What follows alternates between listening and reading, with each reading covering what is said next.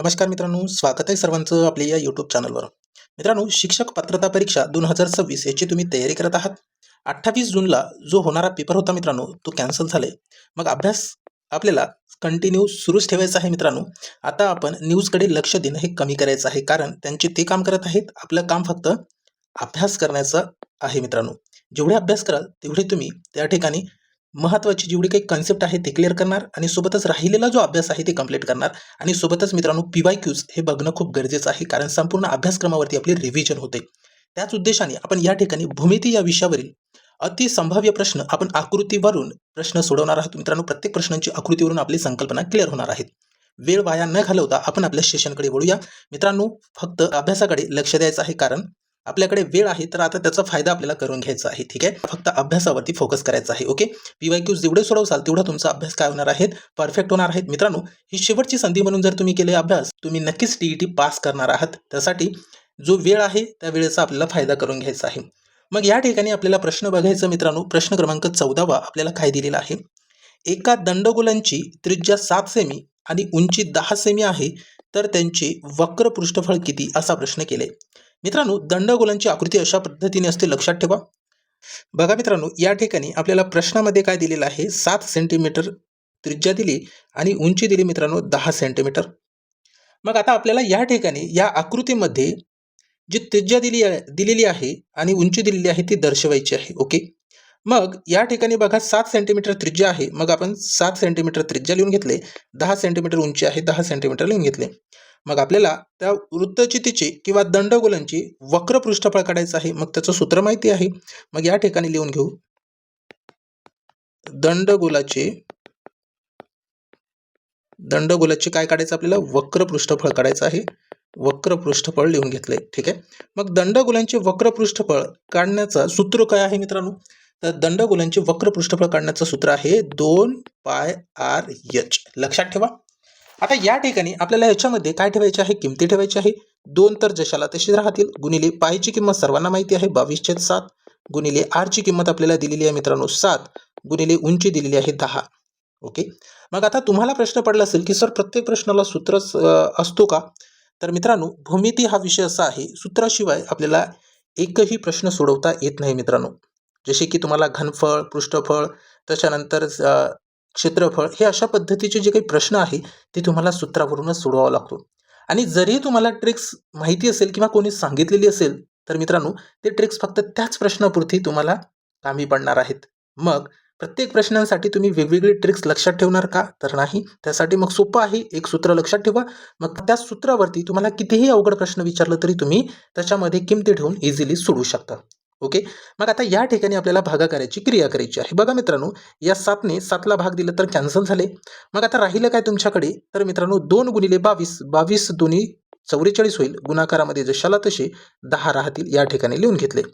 आता मित्रांनो या ठिकाणी 44 गुणिले 10 केले तर किती येईल, 440 चौरस सेंटीमीटर आपल्याला या ठिकाणी काय मिळाले, तर त्या दंडगोलांचे पृष्ठफळ मिळाले मित्रांनो, जे की पर्याय बी मध्ये आपल्या प्रश्नाचं उत्तर आहे. ओके, अशा पद्धतीने हा प्रश्न आपल्याला सोडवायचा होता.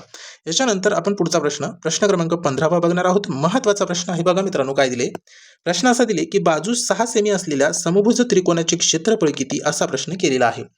आता मित्रांनो समभुज त्रिकोणाचे क्षेत्रफळ आपण उद्याच्या सेशनमध्ये मित्रांनो जेवढे काही सूत्र आहे ते सर्व सूत्रांची आपण एक व्हिडिओच या ठिकाणी अपलोड करणार आहोत. ओके, एक शॉर्ट व्हिडिओ असेल आणि दुसरा लॉंग व्हिडिओ असेल मित्रांनो. आपण डिटेलमध्ये त्या ठिकाणी सूत्र पूर्ण जेवढे काही भूमितीवर आधारित आहे ते सर्व सूत्र आपण या ठिकाणी घेऊन टाकू, म्हणजे तुम्हाला सूत्र पण लक्षात राहतील, पाठ पण करू शकता मित्रांनो. ठीक आहे, मग आता या ठिकाणी जो प्रश्न दिलेला आहे, समभुज त्रिकोणाचे क्षेत्रफळाचं सूत्र सर्वांना माहिती आहे. मग या ठिकाणी आपण लिहून घेऊ समभुज त्रिकोणाचे क्षेत्रफळ.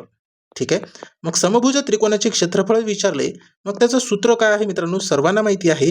सूत्र आहे वर्गमुळात 3/4 गुणिले बाजूचा वर्ग हे सूत्र आहे.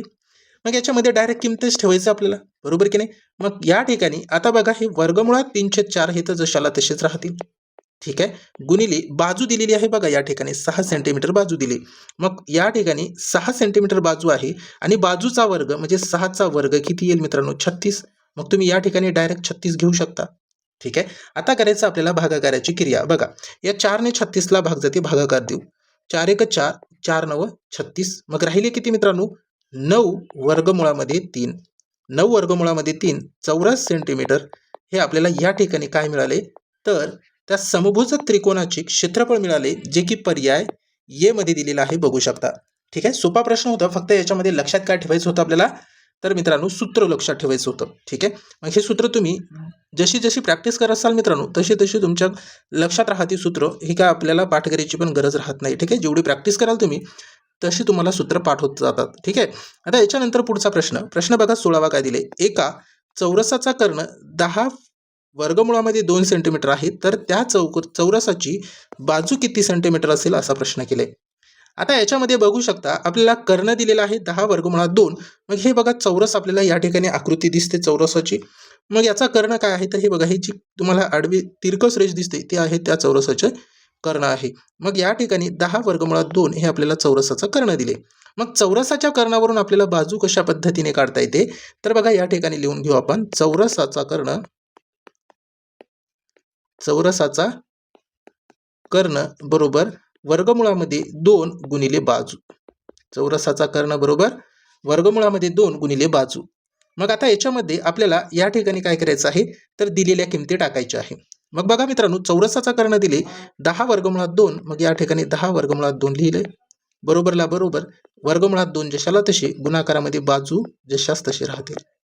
आता बघा मित्रांनो, या ठिकाणी हे जे वर्गमुळामध्ये 2 दिसतोय, या वर्गमुळात 2ला आपण डाव्या साईडला घेऊन जाऊ, कारण आपल्याला बाजू काढायची आहे. मग बाजू एका साईडला ठेवायची. मग वर्गमुळामध्ये 2 जे आहे त्याला जर आपण डाव्या साईडला नेलं मित्रांनो, तर ते कुठे जाते? भागाकारामध्ये.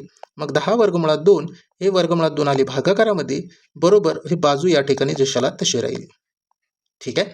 मग आता करायची आपल्याला भागाकाराची क्रिया, म्हणजे डायरेक्ट बाजू मिळून जाते. मग भागाकार बघा, या ठिकाणी करू आपण. हे वर्गमुळात 2 आणि वर्गमुळात 2 झाले कॅन्सल. मग राहिले काय? फक्त 10. मग 10 सेंटीमीटर आपल्याला काय मिळाली मित्रांनो? तर आपल्याला मिळाली बाजू. या ठिकाणी तुम्ही बघू शकता, पर्याय ए मध्ये आपल्या प्रश्नाचं उत्तर आहे. ठीक आहे. अशा पद्धतीने हा प्रश्न आपल्याला सोडवायचा होता. महत्त्वाचा प्रश्न होता, लक्षात ठेवा. याच्यानंतर आपण समोरचा प्रश्न बघूया. बघा मित्रांनो, पुढे तुम्हाला अवघड प्रश्न पाहायला मिळणार आहेत. त्यासाठी व्हिडिओ शेवटपर्यंत आपल्याला बघायचा आहे. आपण सोबतच कन्सेप्ट या ठिकाणी क्लिअर करणार आहोत. आता बघा, हा 17वा प्रश्न थोडासा अवघड आहे. ठीक आहे. आता या प्रश्नाला सोडवण्याची पद्धत कशी आहे लक्षात ठेवा. याचं कन्सेप्ट काय आहे ते पण लक्षात ठेवायचं आहे, कारण कन्सेप्टच्या आधारावरती आपण कोणताही प्रश्न सोडवू शकतो मित्रांनो. ओके. मग प्रश्न दिले की त्रिकोण एबीसी मध्ये कोण बी 90 अंश आणि कोण ए 30 अंश आहे. जर कर्ण एसी 12 सेंटीमीटर असेल तर बाजू बीसीची लांबी किती? आता बघा मित्रांनो, हे जे त्रिकोण दिसतोय तुम्हाला, हा त्रिकोण कोणत्या प्रकारचा त्रिकोण आहे? तर काटकोन त्रिकोण आहे. कोणत्या प्रकारचा त्रिकोण आहे? काटकोन त्रिकोण आहे. आता हे कशावरून ओळखले तुम्ही? तर या ठिकाणी आपल्याला प्रश्नामध्ये दिलेलं आहे की कोण बी 90 अंशाचा आहे. म्हणजे या ठिकाणी आपण याला नाव देऊ की कोण ए, कोण बी आणि कोण सी. कोण बी किती दिले मित्रांनो? 90 अंशाचा आहे. मग या त्रिकोणामध्ये एक कोण जर 90 अंशाचा असेल तर तो त्रिकोण कोणत्या प्रकारचा आहे?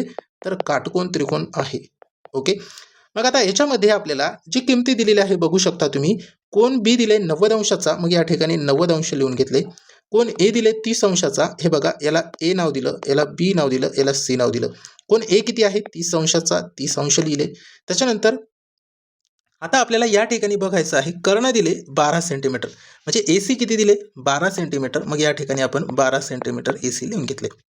आता या ठिकाणी तुम्ही बघू शकता मित्रांनो, बीसीची लांबी आपल्याला काढायची आहे. मग ए बी सी मध्ये एक कोण 90 अंशाचा, दुसरा कोण 30 अंशाचा, तर तिसरा कोण किती अंशाचा असेल? मग आता हे आपल्याला काढता येतं मित्रांनो, लॉजिक पण लावता येते. तुम्हाला माहिती आहे त्रिकोणाच्या तिन्ही कोणाच्या मापाची बेरीज 180 अंश असते. ओके.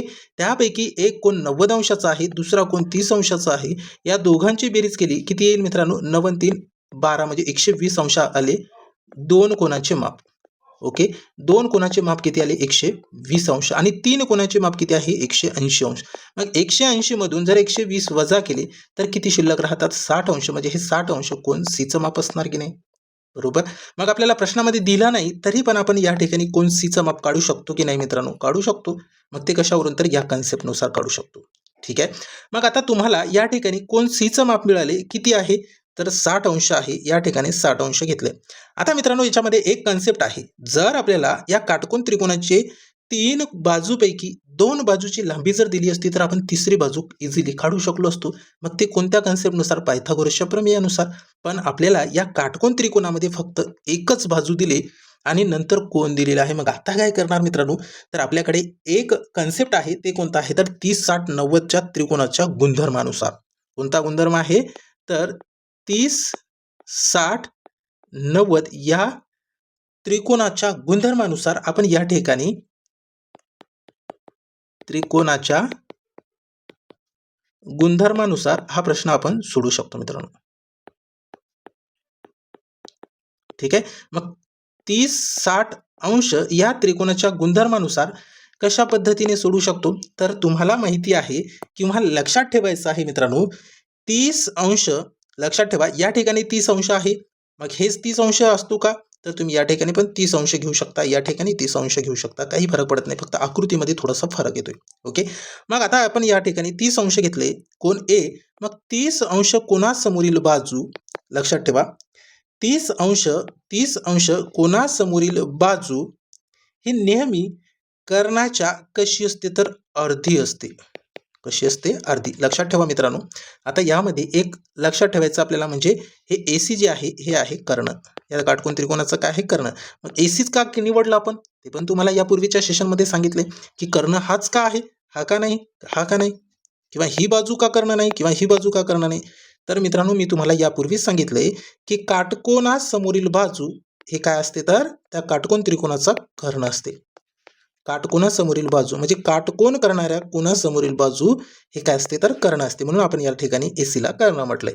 ठीक आहे. मग यामध्ये 30-60-90चा त्रिकोणाचा गुणधर्म काय म्हणतोय? तर 30 कोणासमोरील बाजू ही कर्णाच्या कशी असते? तर अर्धी असते किंवा निम्मे असते. बरोबर की नाही? मग आता आपल्याला या ठिकाणी या कन्सेप्टनुसार BC ची लांबी काढता येते. मग कशा पद्धतीने? तर BC बरोबर काय करणार मित्रांनो? कर्णाचे अर्धे करणार. कर्ण काय आहे? AC. ठीक आहे. मग आता याच्यामध्ये किमती ठेवायची आपल्याला. मग 1/2 जशाला तसे AC ची लांबी किती आहे? 12. मग 12चे काय करायचे आपल्याला? अर्धे करायचे आहे. मग 12चे अर्धे किती होते मित्रांनो? 6 सेंटीमीटर आपल्याला BC ची लांबी मिळाली. BC ची लांबी किती मिळाली? 6 सेंटीमीटर, जे की पर्याय ए मध्ये आपल्या प्रश्नाचं उत्तर आहे मित्रांनो, 6 सेंटीमीटर. ठीक आहे. कोणाला काही डाऊट असेल तर नक्कीच मला कमेंट बॉक्समध्ये मेसेज करू शकता मित्रांनो.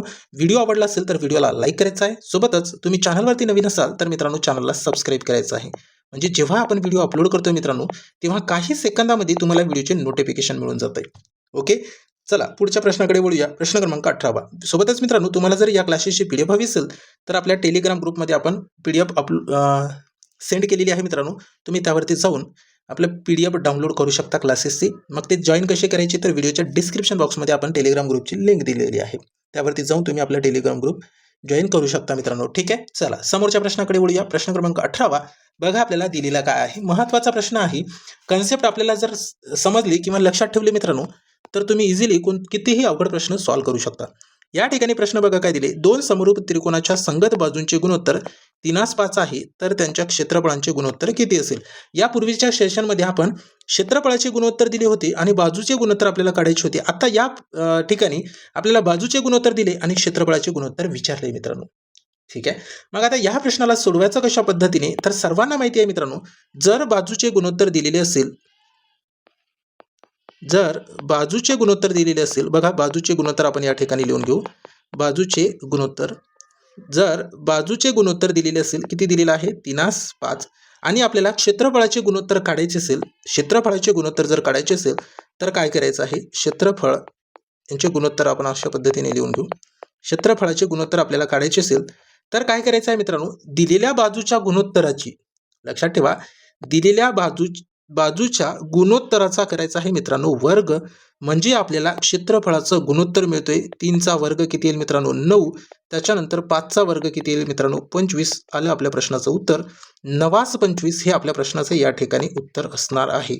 पर्याय बघा मित्रांनो, पर्याय ए मध्ये आपल्या प्रश्नाचं उत्तर आहे. मग याच्यामध्ये लक्षात काय ठेवायचं आपल्याला? तर बाजूचे गुणोत्तर दिलेले आहे आणि क्षेत्रफळाचं गुणोत्तर विचारलेलं आहे. बाजूचे गुणोत्तर दिलेलं आहे, क्षेत्रफळाचं गुणोत्तर विचारलेलं आहे. तर क्रिया कशाची करायची? वर्गाची क्रिया करायची आहे मित्रांनो. आणि जर क्षेत्रफळाचे गुणोत्तर दिलेलं असेल, बाजूचे गुणोत्तर विचारलं असेल, तर वर्गमूळाची क्रिया करायची आहे. हे दोन कन्सेप्ट आपल्याला लक्षात ठेवायचं आहे. मग तुम्ही कितीही अवघड प्रश्न इझिली सोडवू शकता. ठीक आहे, चला पुढच्या प्रश्नाकडे जाऊया. प्रश्न क्रमांक 19 नंबरचा महत्त्वाचा प्रश्न आहे. बघा काय दिले. या ठिकाणी प्रश्न असा केले की अर्धवर्तुळात अंतर्लिखित झालेला कोन कोणत्या प्रकारचा असतो, असा प्रश्न केलाय. मित्रांनो, अशा टाईपचा प्रश्न आपण यापूर्वीच्या सेशनमध्ये घेतलेला आहे. जर तुम्ही कंटिन्यू आपल्या चॅनलवरचे व्हिडिओज बघत असाल मित्रांनो, तर तुम्हाला लक्षात आलं असेल की अशा पद्धतीचा प्रश्न आपण घेतलेला आहे. मग ज्यांनी तो व्हिडिओ बघितलेला आहे त्यांना हा प्रश्न इझिली सोडवता येतो मित्रांनो. पेन पण उचलायची गरज नाही. हा तोंडी प्रश्न सोडवण्याची या ठिकाणी तोंडी प्रश्न सोडवण्यासारखा या ठिकाणी आपल्याला विचारलेला आहे मित्रांनो. ओके, मग प्रश्न काय दिले की अंतर्वर्तुळात अंतर्लिखित झालेला कोन कोणत्या प्रकारचा असतो, असा प्रश्न केले. मित्रांनो लक्षात ठेवा, समजून घ्या. या ठिकाणी अर्धवर्तुळाची आकृती आपल्याला दिसते. मग अंतर्लिखित झालेला कोन, अंतर्लिखित म्हणजे या वर्तुळामध्ये झालेला कोन, अशा पद्धतीने हे अंतर्लिखित कोन असणार का? किंवा जर आपण अशा पद्धतीने काढलं मित्रांनो, या ठिकाणी बघा, जर मी अशा पद्धतीने काढलं एक कोन, हे अंतर्लिखित कोन आहे का? तर नाही. हे या ठिकाणी अंतर्लिखित कोन अशा पद्धतीनेच तयार होईल मित्रांनो. म्हणजे या वर्तुळाच्या आतमध्ये जो झालेला कोन आहे त्याला अंतर्लिखित कोन असे लक्षात ठेवू शकता तुम्ही. ठीक आहे, मग या अर्धवर्तुळामध्ये जो तयार झालेला कोन आहे तो कोणत्या प्रकारचा असतो, असा प्रश्न केलेला आहे. आता तुमचे सर्व डाऊट क्लिअर झाले असतील. मग मित्रांनो, या ठिकाणी बघू शकता, जर मी अशा पद्धतीने एक कोन तयार केलं या अर्धवर्तुळामध्ये, तर मित्रांनो ते कोणत्या प्रकारचा कोन तुम्हाला या ठिकाणी दिसतोय, तर काटकोनासारखा दिसतोय मित्रांनो. तर 90 अंशाचा या ठिकाणी कोन तयार करतोय. मग आपल्या प्रश्नाचं उत्तर काय असेल? पर्याय बी. आता तुम्हाला प्रश्न पडला असेल की सर तुम्ही याच ठिकाणी घेतलं म्हणून ते काटकोन त्रिकोण तयार झाला. जर मी या ठिकाणी घेतलं असतं तर झालं असतं का? तर नक्कीच झालं असतं मित्रांनो. तुम्ही या अर्धवर्तुळाच्या परिघावरती कुठेही कोन काढू शकता. या ठिकाणी जर तुम्हाला कोन तयार करायचं असेल तरी तो काटकोनच तयार होईल. या ठिकाणी केलं तरी काटकोनच होईल मित्रांनो. या ठिकाणी केलं तरी काटकोनच होणार आहे. मग तुम्ही कुठेही कोन तयार करा, तुम्हाला त्या ठिकाणी काय मिळणार आहे? तर काटकोनच मिळणार आहे. तुम्हाला 90 अंशाचा कोनच त्या ठिकाणी मिळणार आहे. मग आपल्या प्रश्नाचं उत्तर या ठिकाणी काय असेल? तर काटकोन असेल मित्रांनो. काय असेल? काटकोन असेल, लक्षात ठेवा. ठीक आहे, चला पुढच्या प्रश्नाकडे वळूया. मित्रांनो, तुमचे कन्सेप्ट क्लिअर झाले असतील. आपण समोरचा प्रश्न बघूया आणि हा पण प्रश्न खूप महत्त्वाचा आहे. बेसिक लेवलचा प्रश्न आहे. थोडेसे कन्सेप्ट आपल्याला या ठिकाणी समजून घ्यायचा आहे. बघा प्रश्न क्रमांक 20 नंबरचा. एकमेकांना बाहेरून छेदणाऱ्या दोन वर्तुळांना जास्तीत जास्त किती सामायिक स्पर्शिका काढता येईल? मित्रांनो, आपण या ठिकाणी दोन प्रकारचे प्रश्न घेतले. ठीक आहे, मग आपल्याला प्रश्न जो दिलेला आहे सुरुवातीला, तो प्रश्न आपण या ठिकाणी सोडू. काय दिलंय बघा मित्रांनो, की एकमेकांना बाहेरून छेदणाऱ्या किंवा स्पर्श करणाऱ्या, बघा मित्रांनो, या ठिकाणी बाहेरून छेदणाऱ्या किंवा स्पर्श करणारा या ठिकाणी दोन वर्तुळ आहे. त्या वर्तुळांना जास्तीत जास्त किती सामायिक स्पर्शिका काढता येईल, असा प्रश्न केलाय. आता बघा मित्रांनो, या ठिकाणी तुम्ही बघू शकता, हे बघा, हा एक वर्तुळ आहे आणि हा दुसरा वर्तुळ आहे. हे दोन्ही वर्तुळ तुम्हाला बाहेरून स्पर्श करताना दिसते की नाही? याला बाह्यस्पर्शी वर्तुळे म्हणतो आपण, बरोबर की नाही? मग या ठिकाणी हे बाह्यस्पर्शी वर्तुळे आहे. मग या बाह्यस्पर्शी वर्तुळाला आपल्याला या ठिकाणी सामायिक स्पर्शिका किती काढता येईल? म्हणजे जे की दोन्ही वर्तुळाला स्पर्श करून जाणारी स्पर्शिका पाहिजे आपल्याला. मग अशा पद्धतीने ही स्पर्शिका काढू शकतो का? तर या ठिकाणी तर एकच वर्तुळाला स्पर्श करून जात आहेत. या ठिकाणी स्पर्शिका काढू शकतो का? तर याही ठिकाणी एकच वर्तुळातून स्पर्श करून जात आहेत. पण आपल्याला विचारले की सामायिक स्पर्शिका म्हणजे दोन्ही वर्तुळाला स्पर्श करून जाणारी स्पर्शिका पाहिजे. मग आकृतीमध्ये दाखवल्याप्रमाणे तुम्ही या ठिकाणी बघू शकता मित्रांनो, हे बघा, ही अशा पद्धतीने जी आपण एक स्पर्शिका काढली, ही स्पर्शिका दोन्ही वर्तुळाला स्पर्श करून जात आहे की नाही? म्हणजे या ठिकाणी आपल्याला ही एक स्पर्शिका मिळाली. त्याच्यानंतरची ही दुसरी स्पर्शिका बघा मित्रांनो, ही स्पर्शिका दोन्ही वर्तुळाला स्पर्श करून जात आहे की नाही? म्हणजे ही दुसरी स्पर्शिका मिळाली. त्याच्यानंतर ही सेंटरमधून बघू शकता, ही जी जाणारी स्पर्शिका आहे ही दोन्ही वर्तुळाला स्पर्श करून जात आहे की नाही? म्हणजे ही तिसरी स्पर्शिका आहे. तर मित्रांनो, आपल्याला या ठिकाणी प्रश्नाचं उत्तर काय द्यावं लागेल? पर्याय सी द्यावं लागेल. 3 या ठिकाणी स्पर्शिका मिळणार आहे. सामायिक स्पर्शिका किती? तर 3 स्पर्शिका आहे. ठीक आहे, लक्षात ठेवा मित्रांनो, किती स्पर्शिका आहे सामायिक? तर 3 सामायिक स्पर्शिका आहे. किती सामायिक स्पर्शिका आहे? तर 3 सामायिक स्पर्शिका आहे. ठीक आहे, मग यानंतर दुसरी आकृती तुम्ही या ठिकाणी बघू शकता. हा वेगळ्या टाईपचा प्रश्न असेल मित्रांनो.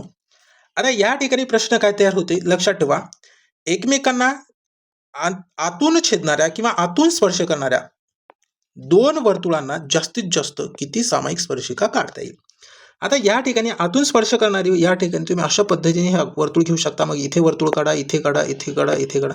म्हणजे कोणत्याही ठिकाणी तुम्ही अंतरस्पर्शी वर्तुळ काढू शकता. मग सपोज आपण अशा पद्धतीने एक हा मोठा वर्तुळ घेतले, त्याला आतून स्पर्श करणारा हा दुसरा वर्तुळ घेतले मित्रांनो. याला अंतरस्पर्शी वर्तुळ म्हणू शकतो आपण. हे बाह्यस्पर्शी वर्तुळ आहे. ठीक आहे. मग आपण या ठिकाणी याला नाव पण लिहून टाकू. ओके, तुमचे डाऊट क्लिअर होऊन जातील मित्रांनो. ठीक आहे. आता हे आहे अंतरस्पर्शी वर्तुळ. या कोणत्या प्रकारचे वर्तुळ आहे? अंतरस्पर्शी.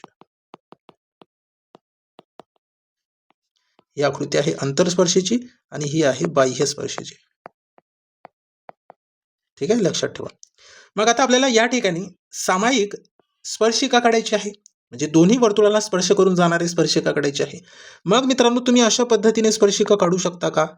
तर हे फक्त एकच वर्तुळाला स्पर्श करून जात आहे, परंतु प्रश्नामध्ये तर आपल्याला दोन्ही वर्तुळाला स्पर्श करून जाणारी स्पर्शिका पाहिजे. मग मित्रांनो या ठिकाणी तुम्ही बघू शकता ही एकच अशी स्पर्शिका आहे जी दोन्ही वर्तुळांना स्पर्श करून जाणारी आहे. बरोबर की नाही? किती आहे? तर एकच स्पर्शिका आहे. मग आपल्या प्रश्नाचं उत्तर असेल मित्रांनो फक्त एकच स्पर्शिका. एवढं लक्षात ठेवा. अशा पद्धतीचा प्रश्न तुम्हाला परीक्षेला येऊ शकतो. म्हणून आपण या ठिकाणी 2 प्रकारचे प्रश्न या ठिकाणी घेतलेले आहेत. ओके, चला पुढचा प्रश्न बघूया मित्रांनो. प्रश्न क्रमांक 21 नंबरचा हा पण कन्सेप्ट बेस प्रश्न आहे. तर लक्षात ठेवा मित्रांनो या ठिकाणी काय दिले की प्रश्न क्रमांक 21 दिले, आरंभ बिंदू याला ओरिजिन म्हणतो चे निर्देशक म्हणजे कोऑर्डिनेट काय असतात? बघा मित्रांनो खूप महत्त्वाचा प्रश्न आहे. ठीक आहे. मग आरंभ बिंदू म्हणजे ओरिजिनचे निर्देशक कोऑर्डिनेट्स काय असतात ते आपल्याला या ठिकाणी प्रश्न केले. मित्रांनो हे निर्देशक भूमितीमधला प्रश्न आहे. मग लक्षात ठेवा मित्रांनो आरंभ बिंदू हे अशा पद्धतीने तुम्हाला आकृती दिसते. मग याच्यामध्ये हे निर्देशक भूमितीवरचा प्रश्न आहे. आता या आकृतीमध्ये तुम्हाला जो दिसतोय मित्रांनो ही जी आडवी रेष दिसते या आडव्या रेषेलाच आपण एक्स अक्ष म्हणतोय. हे माहिती असेल तुम्हाला. याला काय म्हणतोय? एक्स अक्ष. ठीक आहे. निर्देशक भूमितीमधला हा प्रश्न आहे. हे आहे एक्स अक्ष आणि त्याच्यानंतर ही जी उभी रेष दिसते तुम्हाला याला आपण वाय अक्ष असे म्हणतोय. काय आहे? वाय अक्ष. ठीक आहे. त्याच्यानंतर बघा मित्रांनो एक्स अक्ष आणि वाय अक्ष ज्या बिंदूवर छेदतात, एक्स अक्ष ही रेष आहे ज्या बिंदूवर छेदतात त्याला म्हणतात आरंभ बिंदू. ज्या बिंदूवर छेदतात त्या बिंदूला काय म्हणतात? आरंभ बिंदू. काय म्हणतात मित्रांनो? आरंभ बिंदू म्हणतात. ठीक आहे. आता याच्यानंतर आपल्याला काय विचारले की त्याचे निर्देशक आपल्याला विचारले म्हणजे आरंभ बिंदू आपल्याला विचारले. मग आरंभ बिंदू कुठे मिळाले? आपल्याला या ठिकाणी मिळाले. मग मित्रांनो या छेदन बिंदूवर म्हणजे या एक्स अक्ष आणि वाय अक्ष या छेदन बिंदूवर दोन्ही मूल्यांची सुरुवात कुठून होते? तर मित्रांनो शून्यापासून होते. दोन्ही मूल्यांची सुरुवात कशापासून होते? तर शून्यापासून होते. आता हे कसे ठरवले आपण? ते पण आपल्याला समजायला पाहिजे की नाही? फक्त एवढंच लक्षात ठेवायचं की शून्यापासून सुरू होते. मग काय होते हा प्रश्न आपल्याला पडायला पाहिजे की नाही? मग मित्रांनो एक्स अक्षावरचे जे निर्देशक बिंदू असतात किंवा त्या ठिकाणी जे निर्देशक पॉईंट असतात या एक्स अक्षावरची आपण या ठिकाणी 1, या ठिकाणी 2, या ठिकाणी 3 अशा पद्धतीने आपण हे निर्देशित करतो की नाही मित्रांनो? बरोबर. त्याच्यानंतर वाय अक्षावरती या ठिकाणी 1 असणार, या ठिकाणी 2, या ठिकाणी 3, या ठिकाणी 4. शून्यापासून सुरुवात करतो का इथून? तर नाही. शून्य तर या ठिकाणी आहे. या आरंभ बिंदूपासून शून्य सुरू होणार की नाही? बरोबर. मग या शून्यापासून म्हणजे या ठिकाणापासून सुरू होत आहेत. मग आपल्याला निर्देशक विचारले, कोऑर्डिनेट विचारले. मग एक्स अक्षावरती 0 असेल आणि वाय अक्षावरती 0 असेल. मग आरंभ बिंदू या ठिकाणी आपल्याला काय मिळतील? मग तर आरंभ बिंदू मिळतील मित्रांनो जे की पर्याय बी मध्ये आपल्या प्रश्नाचं उत्तर आहे. 0 पासून सुरुवात होते म्हणजे 0 पासून सुरुवात होते. बघा पर्याय बी मध्ये आपल्या प्रश्नाचं उत्तर आहे. तुमचे सर्व डाऊट या ठिकाणी क्लिअर झाले असतील मित्रांनो. ठीक आहे. चला पुढच्या प्रश्नाकडे वळूया. प्रश्न क्रमांक 22 नंबरचा बघा महत्त्वाचा प्रश्न आहे. काय दिलेला आहे? तर या ठिकाणी मित्रांनो ट्रिग्नोमेट्रीवरचा प्रश्न आहे. आपण घेतलंय का? तर प्रश्न येऊ शकतो. आता आपली पेपर टीईटी म्हणू शकता मित्रांनो. आता परत आपली टीईटी होत आहे. बरोबर की नाही? ते पेपर द्यायच्या आधीच आपला कॅन्सल झाले म्हणजे आपण या ठिकाणी परत पेपर देणार आहोत. काय सांगता येईल आपल्याला? जॉमेट्रीवरती पण प्रश्न येऊ शकतो म्हणजे त्रिकोणमितीवरती प्रश्न येऊ शकतो की नाही? ठीक आहे. मग त्रिकोणमितीवरचा आपण या ठिकाणी एक प्रश्न घेतले आणि खूप महत्त्वाचा प्रश्न आहे. आपण याच्यावरती 2-3 कन्सेप्ट सुद्धा क्लिअर करणार आहोत. बघा मित्रांनो काय दिले. जर 1 + tan स्क्वेअर थिटाची किंमत काढायची असेल तर ती खालीलपैकी कोणत्या नित्य समानतेशी बरोबर असेल? मित्रांनो कोणत्या नित्य समानतेशी बरोबर असणार आहे? तर आपल्याला माहिती आहे मित्रांनो हे अशा पद्धतीचा एक सूत्रच आहे. बरोबर आहे. तुम्ही बघितलं असेल त्रिकोणमिती या चॅप्टरमध्ये वर्ग 10वा आणि 9व्या वर्गामध्ये तुम्हाला टेक्स्टबुकमध्ये पाहायला मिळते मित्रांनो. बघितलं नसेल तर तुमच्याकडे टेक्स्टबुक असेल तर तुम्ही बघू शकता. त्याच्यामध्ये हे सूत्रच तुम्हाला पाहायला मिळतोय. मग तुम्हाला लक्षात ठेवायचं आहे की 1 plus tan square theta equal to काय असते तर सेक स्क्वेअर थिटा असते. या ठिकाणी आपण 1 प्लस टॅन स्क्वेअर थिटा लिहू शकतो. ठीक आहे. 1 plus tan square theta equal to sec square theta. ठीक आहे. आता याच्यामध्ये दुसरा कन्सेप्ट काय आहे तर लक्षात ठेवा मित्रांनो, जे आपल्या प्रश्नाचं उत्तर पर्याय ए आहे. याच्यामध्ये दोन महत्त्वाचे नित्य समानतेचे सूत्र आपल्याला बघायचं आहे. पहिलं आहे मित्रांनो, लक्षात ठेवा sine square theta plus cos square theta equal to किती असते 1 असते. मग याच्यावरून तुम्ही लक्षात ठेवू शकता कॉस स्क्वेअर थिटा जर आपल्याला काढायचं असेल किंवा cos square theta 1 minus sign square theta असते. लक्षात ठेवा. आता हे कशी आली तर मित्रांनो, तुम्हाला अशा पद्धतीने प्रश्न विचारू शकते 1 मायनस साइन स्क्वेअर थिटा याची नित्य समानतेशी बरोबर काय असेल तर तुम्ही उत्तर देणार कॉस स्क्वेअर थिटा. बरोबर. मग हे कसे आले मित्रांनो तर लक्षात ठेवा, या ठिकाणी हे कन्सेप्ट तुम्हाला लक्षात ठेवायचं आहे. हा सूत्र लक्षात ठेवायचा आहे. बरोबर. मग आता बघा, या कॉस स्क्वेअर थिटाला आपण जशाला तशी इथेच ठेवलं. हे 1 पण जशाला तशी आहे. या साइन स्क्वेअर थिटाला इकडे घेऊन आलो. ठीक आहे. बघा, कॉस स्क्वेअर थिटा या ठिकाणी जशाला तशी बरोबरला बरोबर, हे एक जशाला तशी, ही इकडे अधिक मध्ये साइन स्क्वेअर थिटा आहे, याला इकडे घेऊन आलो, वजा मध्ये साइन स्क्वेअर थिटा झाला. त्याच पद्धतीने मित्रांनो तुम्ही या ठिकाणी साइन स्क्वेअर थिटाची किंमत काढू शकता. Sine square theta equal to काय असेल मग 1 मायनस कॉस स्क्वेअर थिटा. मग हे कशी आली तर हे आली मित्रांनो, हे साइन स्क्वेअर थिटा आपल्याला या ठिकाणी जशाला तसा ठेवायचं आहे. हे एक पण जशाला तशी आहे. या कॉस स्क्वेअर थिटाला इकडे घेऊन आलो, म्हणजे हे अधिक मध्ये आहे, इकडे गेल्यावर वजामध्ये येईल, म्हणजे वजा साइन स्क्वेअर थिटा. क्लिअर झाले. अशा पद्धतीने या एका सूत्रावरून आपण हे दोन सूत्र लक्षात ठेवू शकता मित्रांनो. ठीक आहे.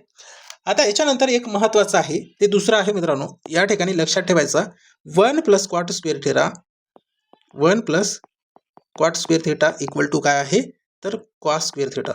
ठीक आहे. हे 2-3 सूत्र तुम्हाला लक्षात ठेवायचं आहे आणि बेसिक प्रश्न आहे मित्रांनो, बेसिक लेवलचे सूत्र आहे, त्याच्यासाठी लक्षात ठेवा. हे प्रश्न याच्यावरती येऊ शकतात म्हणून आपण या ठिकाणी एक प्रश्न घेतलेला आहे. ठीक आहे. चला समोरच्या प्रश्नाकडे वळूया. प्रश्न क्रमांक 23 नंबरचा बघा काय दिलेला आहे.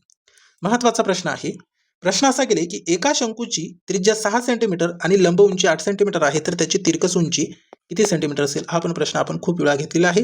जे कंटिन्यू आपल्या चॅनलवरचे सेशन बघता मित्रांनो, त्यांना हा प्रश्न खूप इझी जातोय आणि तो इझिली सोडवू शकतो. ठीक आहे. मग आता याच्यामध्ये बघा मित्रांनो, या प्रश्नाला आपण दोन पद्धतीने सोडवू शकतो. एक तर आपल्या कन्सेप्टनुसार आणि दुसरा आहे मित्रांनो पायथागोरसच्या प्रमेयानुसार.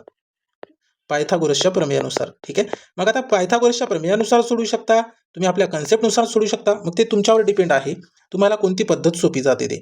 ठीक आहे. सुरुवातीला आपण या ठिकाणी बघूया काय दिलेलं आहे. तर बघा मित्रांनो, आपल्याला त्या शंकूची त्रिज्या दिली 6 सेंटीमीटर. मग त्रिज्या या ठिकाणी असणार 6 सेंटीमीटर. त्याच्यानंतर लंब उंची दिली 8 सेंटीमीटर. आता लंब उंची म्हणजे काय ते आपल्याला समजायला पाहिजे.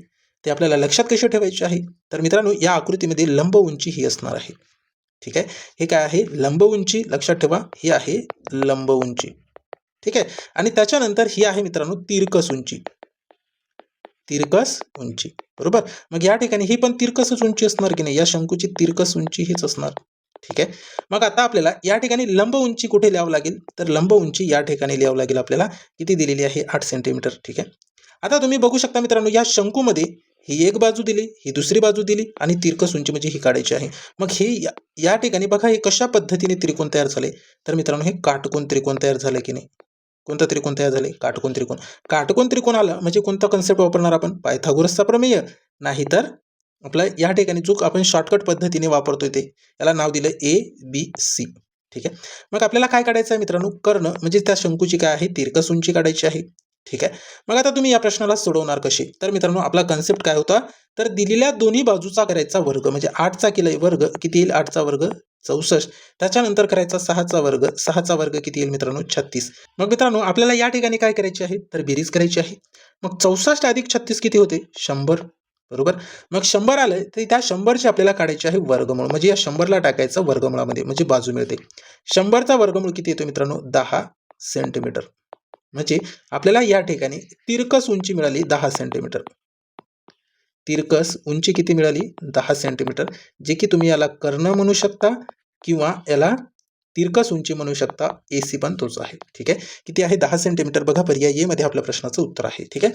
मित्रांनो, तुम्ही पायथागोरसच्या प्रमेयामध्ये सुद्धा ह्या किमती टाकून सोडू शकता. पायथागोरसचा प्रमेयाचं सूत्र काय आहे तेवढं ते पण तुम्हाला या ठिकाणी रिकॉल करून देतोय. काय आहे मित्रांनो, तर ACचा वर्ग म्हणजेच काय? कर्णाचा वर्ग, त्याच्यानंतर BCचा वर्ग म्हणजेच पायाचा वर्ग अधिक ABचा वर्ग म्हणजे उंचीचा वर्ग. हे आहे पायथागोरसच्या प्रमेयाचा सूत्र किंवा कन्सेप्ट तुम्ही लक्षात ठेवू शकता. मित्रांनो, याच्यामध्ये किमती ठेवा, तुम्ही हा प्रश्न इझिली सोडवू शकता. कर्ण काढायचा आहे म्हणजे AC काढायची आहे. BC किती आहे? 6, 6चा वर्ग. AB किती आहे मित्रांनो? 8, 8चा वर्ग. मग 6चा वर्ग 36 अधिक 8चा वर्ग 64. या दोघांची बेरीज झाली 100. या ठिकाणी वर्ग कॅन्सल करायचं, याला टाका वर्गमुळामध्ये. 100 कोणत्या संख्येचा वर्गमूळ आहे? 10 सेंटीमीटर. हे बघा किती सोपा आहे. सोपा प्रश्न आहे, लक्षात ठेवा मित्रांनो. ओके, चला पुढच्या प्रश्नाकडे जाऊया. प्रश्न क्रमांक 24 नंबरचा. बघा मित्रांनो काय दिले. प्रश्न असा दिले की एका घनाचे एकूण पृष्ठफळ 150 चौरस सेंटीमीटर आहे, तर त्या घनाचा कडा म्हणजे बाजू किती सेंटीमीटर असेल? म्हणजे क्यूब दिले आणि त्यापैकी आपल्याला त्याचे एकूण पृष्ठफळ दिले मित्रांनो. मग एकूण पृष्ठफळावरून आपल्याला काय काढायचे आहे? बाजू काढायची आहे. ठीक आहे. मग आता एकूण पृष्ठफळ या ठिकाणी दिले 150 चौरस सेंटीमीटर आणि आपल्याला बाजू काढायची आहे. मग एकूण पृष्ठफळाचं सूत्र आपण वापरणार या ठिकाणी, बरोबर की नाही? मग घनांचे एकूण पृष्ठफळाचं सूत्र या ठिकाणी लिहून घेऊ. घनाचे एकूण पृष्ठफळ, घनाचे एकूण पृष्ठफळ बरोबर काय आहे मित्रांनो सूत्र? तर लक्षात ठेवा, घनाचे एकूण पृष्ठफळाचं सूत्र आहे, घनाला एकूण किती? 6 बाजू आहे गुणिले 6 गुणिले या ठिकाणी बाजूचा वर्ग, 6 गुणिले बाजूचा वर्ग, याच्यामध्ये टाका किमती. ठीक आहे. मग घनाचे एकूण पृष्ठफळ दिले 150, 150 घेतले, हे 6 जशाला तसे गुणिले बाजूचा वर्ग म्हणजे A चा वर्ग तुम्ही करू शकता या ठिकाणी. कन्सिडर बाजू बरोबर A कन्सिडर केले आपण. ठीक आहे. मग आता बघा मित्रांनो, या ठिकाणी आपल्याला करायची आहे भागाकाराची क्रिया. म्हणजेच काय? तर या 6ला डाव्या साईडला घेऊन जायचं आहे. ठीक आहे. मग 150च्या तिजातील भागाकारामध्ये बरोबर या ठिकाणी A चा वर्ग शिल्लक राहतील. ठीक आहे. आता जर भागाकार केले मित्रांनो, 6ने जर 150ला भागले तर किती उरते? 25. म्हणजे भागाकार किती होते? 25. A चा वर्ग मिळाले. ठीक आहे. 25 सख 150 तुम्ही लक्षात ठेवू शकता. मग आता आपल्याला हे वर्ग कॅन्सल करायचं आहे. वर्ग कॅन्सल केलं म्हणजे 25 येते वर्गमुळामध्ये. ठीक आहे. वर्ग कॅन्सल केले तर या ठिकाणी 25 आले वर्गमुळामध्ये. मग आता पुढची क्रिया काय असणार? तर 25चा वर्गमूळ किती होते? 5. मग या ठिकाणी उरलंय Aच. या ठिकाणी काय उरलंय? फक्त A उरलंय. मग A म्हणजे काय? तर बाजू. मग त्या घनांची बाजूची लांबी किती असेल? मग 5 सेंटीमीटर असणार आहे. किती असेल? 5 सेंटीमीटर. पर्याय ए मध्ये आपल्या प्रश्नाचं उत्तर आहे. सोपा प्रश्न होतं. आपण समोरचा प्रश्न बघूया मित्रांनो. हा शेवटचा प्रश्न असणार आहे. आता कन्सेप्ट बेसवर प्रश्न आहे हा. वर्तुळाची सर्वात मोठी जीवा म्हणजेच वर्तुळाचा काय असतो? या प्रश्नाचं उत्तर काय असेल मग? तर सुरुवातीला समजून घ्या मित्रांनो. हे अशा पद्धतीने एक सर्कल दिलेलं आहे, वर्तुळ दिलेलं आहे आणि आपल्याला विचारले की त्या वर्तुळाची सर्वात मोठी जीवा म्हणजेच वर्तुळाचा काय असतो? त्या वर्तुळाचा सर्वात मोठी जीवा म्हणजे वर्तुळाचा काय असतो? तर मित्रांनो, या ठिकाणी कन्सेप्ट लक्षात ठेवा. आता ही त्रिज्या असते का? तर वर्तुळाची त्रिज्या म्हणजे या वर्तुळाच्या केंद्रापासून परिघापर्यंतचा अंतर म्हणजे वर्तुळाची त्रिज्या असते, बरोबर की नाही? पण आपल्याला प्रश्न केले की सर्वात मोठी जीवा, मग ही तर त्रिज्या आहे, हे या ठिकाणी त्रिज्या आहे, बरोबर की नाही? त्याच्यानंतर व्यास.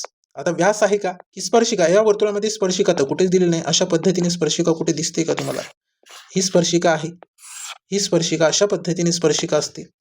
ठीक आहे. मग अशा पद्धतीने स्पर्शिका तुम्हाला कुठे दिसते का? तर नाही.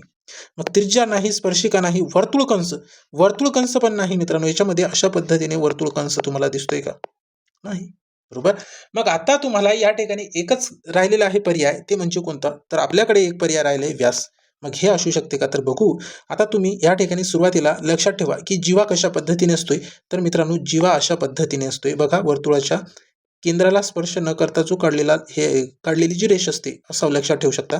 किंवा अशा पद्धतीने बघा, हे काय आहे? वर्तुळाचा जीवा आहे. ठीक आहे, लक्षात ठेवा. हे आहे जीवा. ठीक आहे. आणि या ठिकाणी याला त्रिज्या म्हणू शकता. ठीक आहे. आता बघा मित्रांनो, आपल्याला या ठिकाणी विचारले की सर्वात मोठी जीवा हे वर्तुळाची काय असते? आता बघा, हे तुम्ही ज्या पद्धतीने या ठिकाणी हे जीवा काढले, मग मी या ठिकाणी अशा पद्धतीने जीवा काढू शकतो का?